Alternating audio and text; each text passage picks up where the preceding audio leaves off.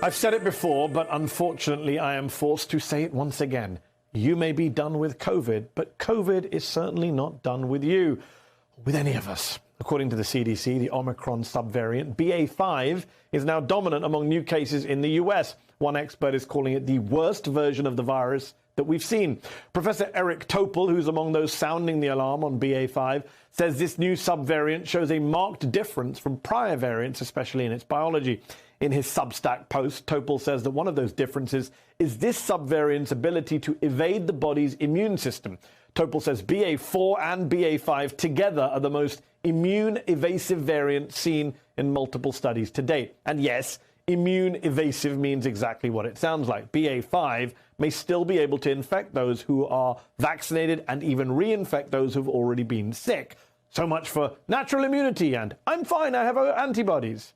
Those reinfections, by the way, could represent a big problem. Researchers in St. Louis analyzed data from nearly 39,000 patients, and while their study has not yet been peer-reviewed, they found that people with multiple infections have a higher cumulative risk of a severe illness or death. The risk of a really bad outcome, a heart attack, for example, builds cumulatively as infections multiply. And unfortunately, a decline in testing and reporting of COVID cases are obscuring the true prevalence of BA.5. Testing sites are closing. At-home COVID tests may be absent from official case counts. And almost half of states only release new COVID data once a week.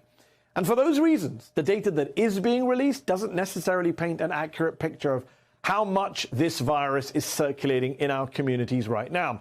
So while 100,000 new daily cases are being reported, a big number in and of itself, experts say the true number could be closer to 1 million. So, where is the federal government?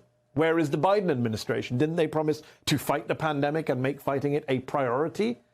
And yet they seem to have basically washed their hands of it. It's now all about individual risk and you do you. The only federal government official I've heard about in the context of COVID over the past 24 hours is Senate Majority Leader Chuck Schumer. And that's only because he has COVID. Ask yourself this. When was the last time you saw a CDC official or Dr. Fauci on television warning about the dangers of these new subvariants, giving advice on what we should be doing as a country, not as individuals, but as a country to stay safe? In fact, as Professor Eric Topol points out, the CDC seems pretty AWOL when it comes to BA.5. They failed to issue a warning about this subvariant, and they still insist that 2 vaccine doses counts as fully vaccinated, which is ridiculous. Look, I tend to talk about COVID more than most TV news hosts, but even I don't cover it enough. I know that. I don't. We've all become numb to it. And yes, the vaccines still work, and yes, hospitalizations and average daily COVID deaths are nowhere near as high as they were earlier this year, thankfully. But hospitalizations are still up. And we're still seeing almost the equivalent of a 9/11 every week from COVID deaths. Well over 300 dead a day, even now. And that's absolutely still worth talking about. Let me say something else I've said before. We cannot, as a country, become okay with mass death, with mass illness and infection. We just cannot.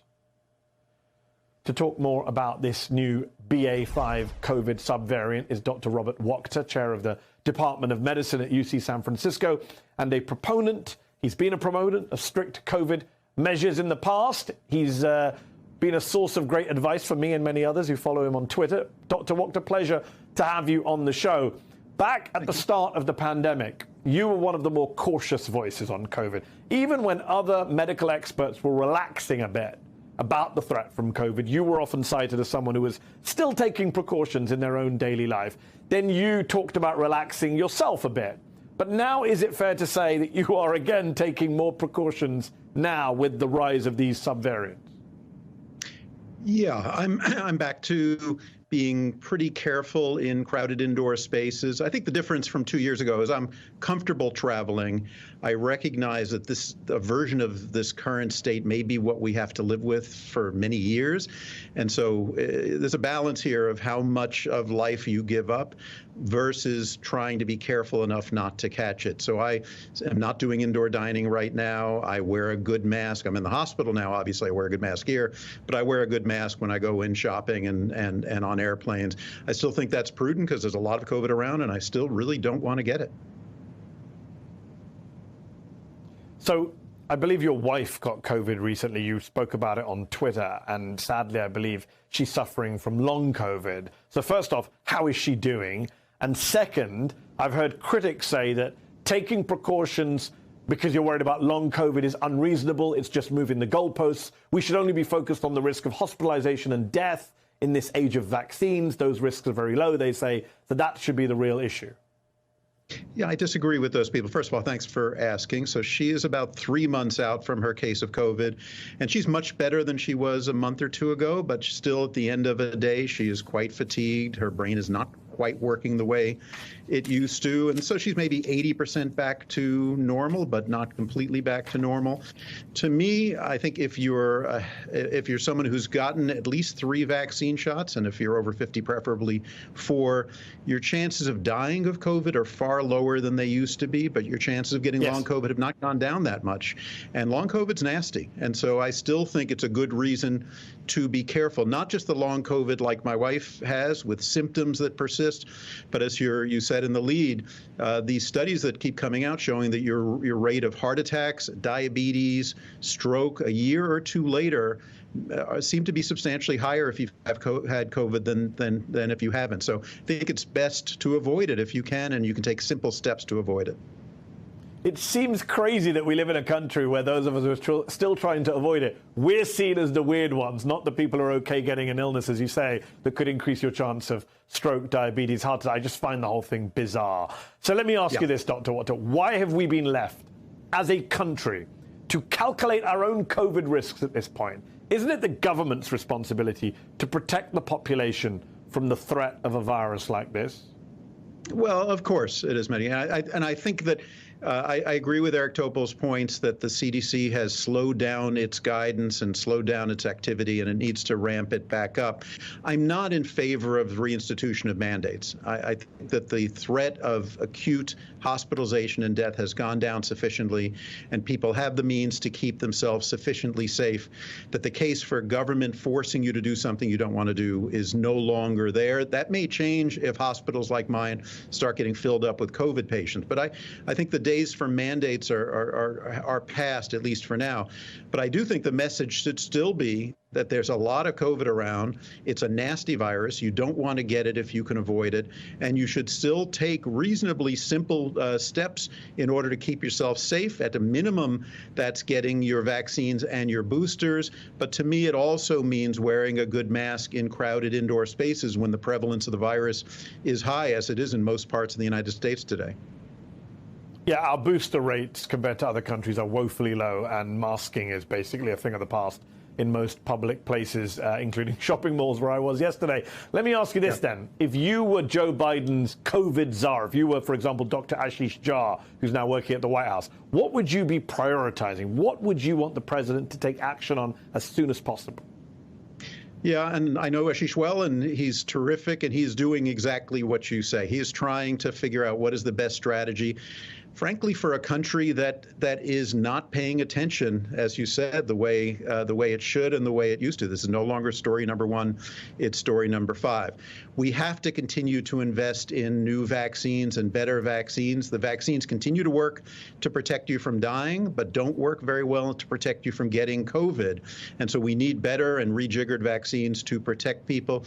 We need to invest more in public education so people understand the nature of the threat. We've talked a lot about ventilation, but we've done very little, and ventilation works quite well in indoor spaces. So we need to invest in newer and better antiviral medications. What we have now, Paxlovid, is good, but there can be better. And so all those investments are appropriate, because even if fewer people are dying, as you say, still 300 or 400 people a day, that's a lot, and the toll of long COVID is very real.